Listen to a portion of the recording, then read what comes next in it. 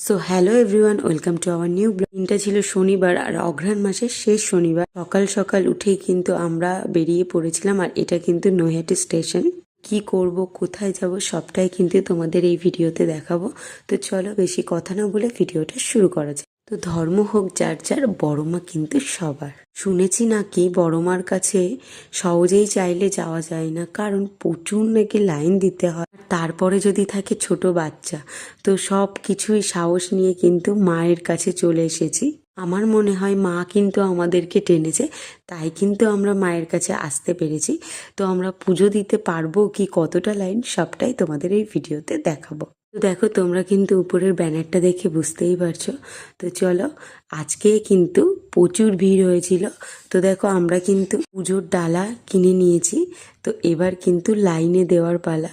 তো আমরা গেছিলাম কিন্তু অনেক সকালে। তো একে গেছিলাম, চলো তোমাদেরকে বলি। আমার মা, আমার দাদা, আর কিন্তু আমার বাবা আর আমার মাম্মাম।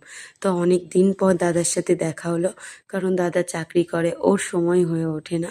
তো চলো, আমরা ফ্যামিলি শুদ্ধ সবাই কিন্তু যাচ্ছি। শুনেছি নাকি প্রচুর লাইন হয়, প্রচুর ভিড় হয়।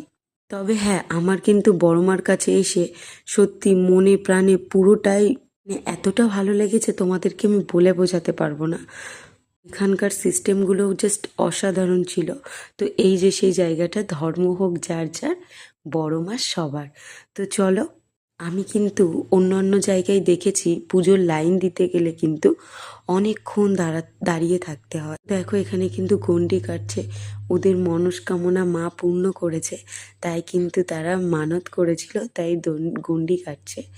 তো চলো, আমরা কিন্তু লাইন খুঁজছি। তোমরা গাইজ দেখতেই পারছো যে কিরকম লাইন পড়েছিল। তবে হ্যাঁ, তোমরা যারা ভয় পাচ্ছ যে বড় মার কাছে আসতে গেলে প্রচুর লাইন দিতে হবে, তাদেরকে একটা কথা বলি, তবে লাইনটা কিন্তু খুব তাড়াতাড়িই টেনে যায়। তোমরা যদি একটু আগে এসে লাইনটা দিতে পারো, তোমরা কিন্তু মোটামুটি 20-25 মিনিটের মধ্যে বা 40-50 মিনিটের মধ্যেই কিন্তু মায়ের কাছে পুজো দিতে পারবে। কারণ কেন বলছি জানতে চাও? কারণ বড় মা কিন্তু খুব তাড়াতাড়ি তার সন্তানদের কিন্তু কাছে ডেকে নেয়। কেন জানো তো?